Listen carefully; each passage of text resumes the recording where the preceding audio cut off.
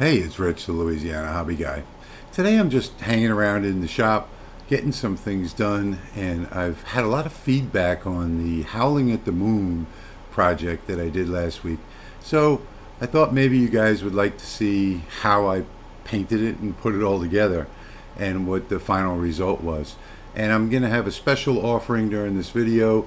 You can get 50% off on this file for a limited time for the next 10 days from today's date, which is 3/9, and actually 3/10, I'm sorry. So you can get 50% off this file in my online store, engraveandcutfiles.com, for a limited time for the next 10 days. So I'm going to go through everything that I did, the cutting, the 5 different layers, the painting, the assembly, what glue I used, everything else. It's just a fun video today, and if you have nothing to do, hang around. And somewhere in this video there's going to be a hidden surprise. So stick around till the end and maybe you'll get that surprise and maybe you won't. Anyway, let's get started. We'll go over to the shop and do the assembly video. Alright, so here we go. I decided to use a 3.5mm plywood on this job, and this is a kind of weird plywood that I got off of Amazon, and it has rounded corners on it. So I did have to be a little careful with the framing on this, just because of those rounded corners. So what I did was, this is the LaserMATIC 10 that I'm using. It is a precision laser. They're sold out right now, but they've got more in production. And what I've done is I've just pushed this wood up into the top left corner of the honeycomb bed, and I know that by pushing it up to the top left corner it's going to be exactly where my graphic is. So in Lightburn I selected the graphic and I moved it to the top left corner. Then what I did, because of those corners, I moved it out by a couple millimeters and down by a couple of millimeters so that the corners wouldn't be affected by that rounded corner up top. So that's the first thing that I did. And now I am cutting out the first layer, the base. Don't worry guys, I'm not going to show you every single layer, and I'm going to speed up the video just a little bit in a minute. But I just wanted to give you a lifetime of, you know, the first cut. And I'm using here the LaserMATIC 10, as I told you, and I'm using my own library that I created, and this library is pretty spot on. I've added a lot of different wood, a lot of different materials to it, and I know that when I chose the 3.5mm wood that I don't have to change any of the settings, and it's going to cut perfectly, because you know, these are the woods that I tested it on. So I'm confident, I was confident that it's going to cut perfectly on the first cut, and it sure did. And you can see, you know, it's a diode laser, it's 10 watts, so it's going to take a little bit of time. But like I said, I will be speeding it up in just a minute on the next layers, and then we'll get to the painting, and then we'll get to the assembly, and then from there, well, I'll show you what it looks like hung up on the wall in my bathroom. Now you can see it's approaching that corner there, so I did move the graphic out in Lightburn so it doesn't hit it. And you know, while we're visiting for a while and watching this video, I just wanted to touch on a couple other things. The battle of the 20 watts, if you hadn't seen what I commented in my last video, that's got pushed off maybe another month or a month and a half. And the reason for that is, when I first announced it, I had about 4 lasers in the shop that were 20 watt, and since then I've gotten several manufacturers that have sent me more, and more on the way. So there's going to be a lot of comparison going on, all the different 20 watt lasers. Now getting back to the video, that's the end of the first cut, which is the base. Didn't take that long. You know, it's a 12-inch cut, and you can see how perfectly that came out. And there we go. And I did clip that corner. So in this one I moved it off just a little bit further so that I wouldn't clip that corner, and you know that I moved it off in Lightburn so that I wouldn't clip the corner. Now here you see I've got a problem, and that problem is a warped piece of wood. So I've gotten these magnets.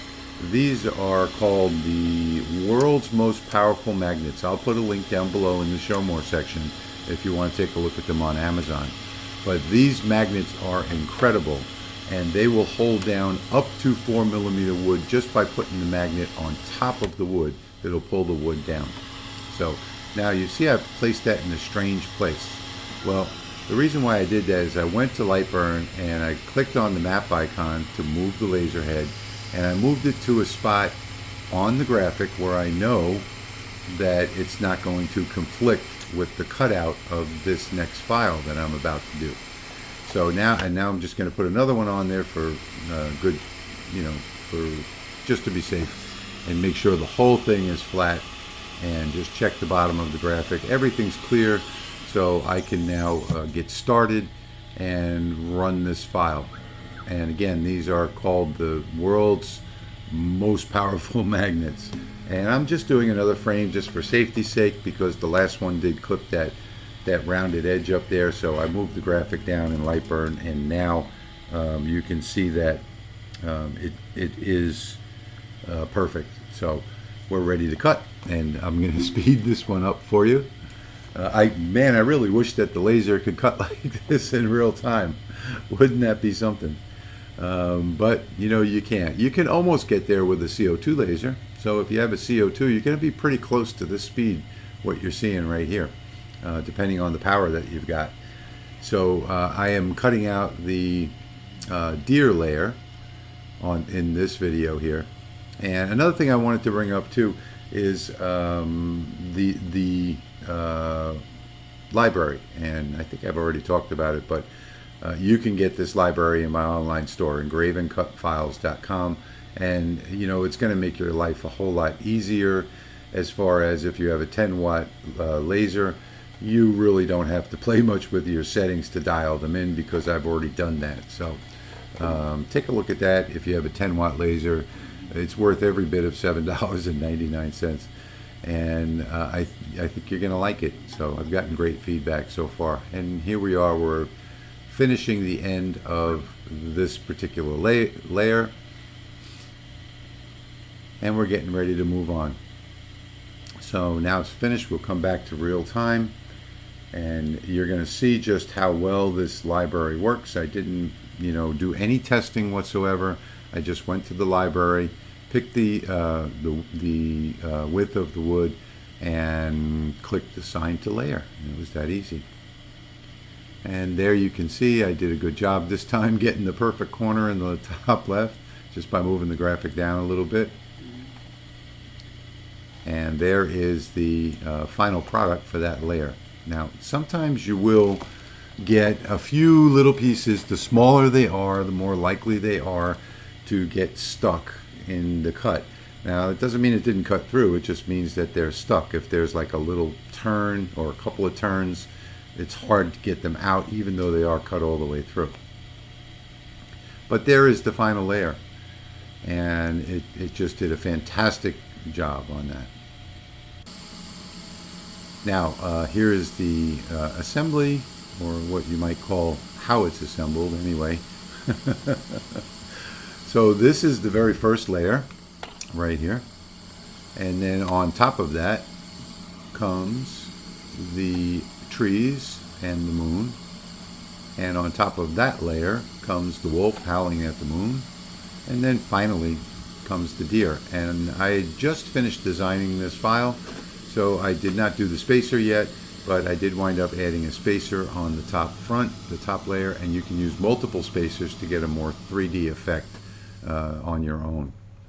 So here's where I decided to paint it. I just very simply, I used watercolors, and that's it. I mixed up my own colors. I just wanted to get different shades of the gray and the brown, and the green also.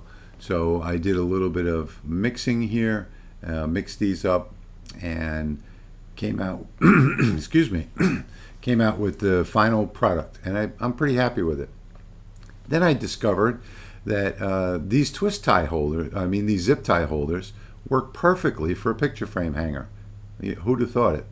And so I put a twist tie holder at the very top center of the finished product, and then I put 2 more on the bottom as spacers to kick it off the wall just a little bit, so that it would sit level on the wall. Didn't quite work out the way I wanted, but it's close. It does push it out just a little bit. It does help it look better when it's hanging on the wall. Here's the final product. This is what my wife wanted. I delivered. She is super happy with it. I don't know why she wanted the farmhouse style. I think it's because we have the farmhouse style shower doors. And there you can see it kicked off the wall just a little bit. And that is the final product hanging on the wall. I did not put any glaze or anything on top of it. And there it is. So I hope you enjoyed this video. I hope you enjoyed visiting for a while today. And as always, I thank you for watching, and I'll see you in the next one.